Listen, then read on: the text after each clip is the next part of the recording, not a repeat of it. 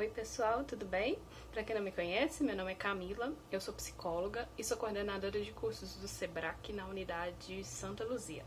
E hoje eu estou aqui para falar um pouquinho com vocês sobre o uso de testes psicológicos nos processos seletivos, né? A primeira questão é, por que se utiliza os testes psicológicos nos processos seletivos? Os testes, gente, eles são uma ferramenta. É uma ferramenta que complementa o processo num todo. Né? O processo seletivo é constituído muitas vezes de entrevista individual ou coletiva, né? Avaliações num geral. Muitas vezes alguns recrutadores optam por fazer redação, prova de gramática, provas de raciocínio lógico e em alguns processos eles utilizam os testes psicológicos, tá? Nem todo teste utilizado no processo seletivo é um teste psicológico. O teste psicológico mesmo, ele só pode ser aplicado por psicólogo, tá? Então, alguns processos seletivos utilizam de inventários, alguns questionários que muitas vezes não são de uso apenas do psicólogo. Muitas vezes eles podem ser utilizados por qualquer outro tipo de profissional que execute a tarefa de recrutador.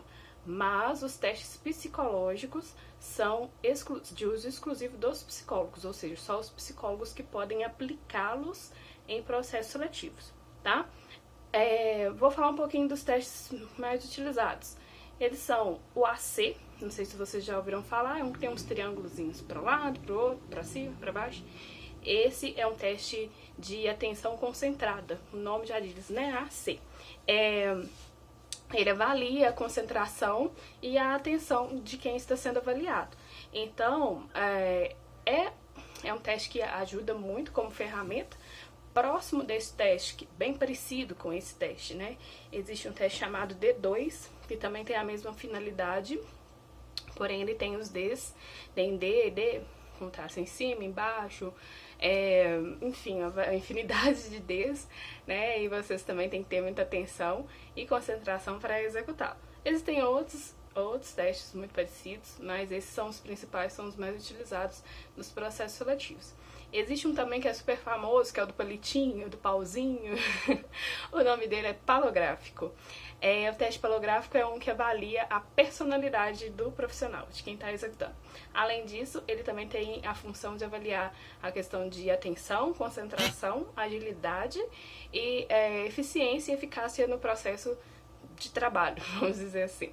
Então ele tem todas essas funções dentro só de um palitinho, imagina só. Só de fazer o palitinho já dá para o recrutador, para o psicólogo, né?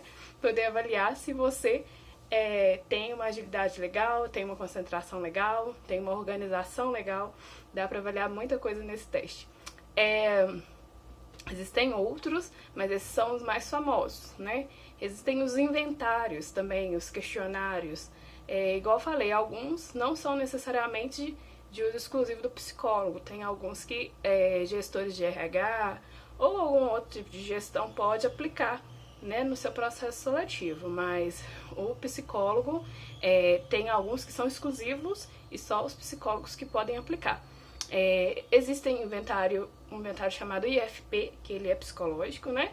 Ele é também você vai marcando as opções que cabem, que você se reconhece, né? Que são, de acordo com sua concepção, os corretos, né?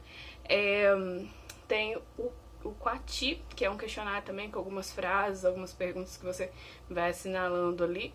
Existem outros vários, tem IHS, tem vários outros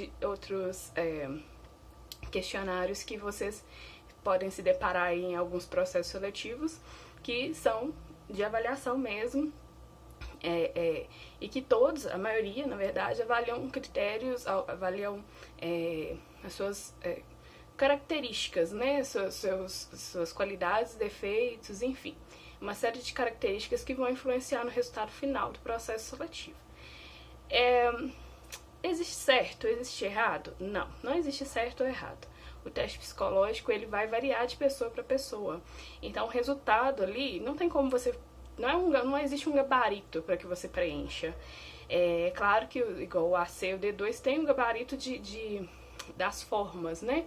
Mas a avaliação em si, né, a interpretação desse teste vai variar de pessoa para pessoa. Então, não tem como você copiar do coleguinha que tá do lado, né? Não tem jeito, porque é você, é sobre você que você está falando ali no teste, né? Então, a entrevista vem e o teste a gente bate junto para confrontar, para ver se o teste bate com o que vocês estão dizendo ali na entrevista. Então, se caso vocês preencherem algo que não tem nada a ver com vocês, aí é um problema, né? Porque se não tem nada a ver, como é que quando o recrutador for bater a sua entrevista com o seu teste, vai chegar e falar assim, poxa, esse fulano não tem nada a ver com o que tá dizendo aqui na entrevista, não, ou vice-versa, né? E aí vai gerar um conflito. E muitas vezes aí nisso a pessoa é reprovada. Então, não existe um certo, não existe um errado, existe você. E aí, dentro do processo inteiro, o avaliador vai ver. Bateu a entrevista, bateu o teste. Tá parecido? Tá congruente? Tá de acordo com o perfil que eu desejo recrutar para minha empresa? Ok, então vou aprovar essa pessoa.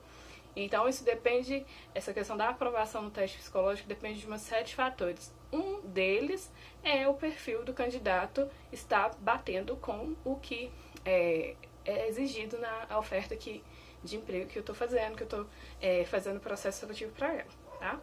Bom, eu vou parar o vídeo por aqui para não ficar muito grande. Eu vou fazer uma segunda parte para explicar um pouquinho mais sobre os testes e para falar como você pode se preparar para isso, tá? Um abraço, até mais, tchau!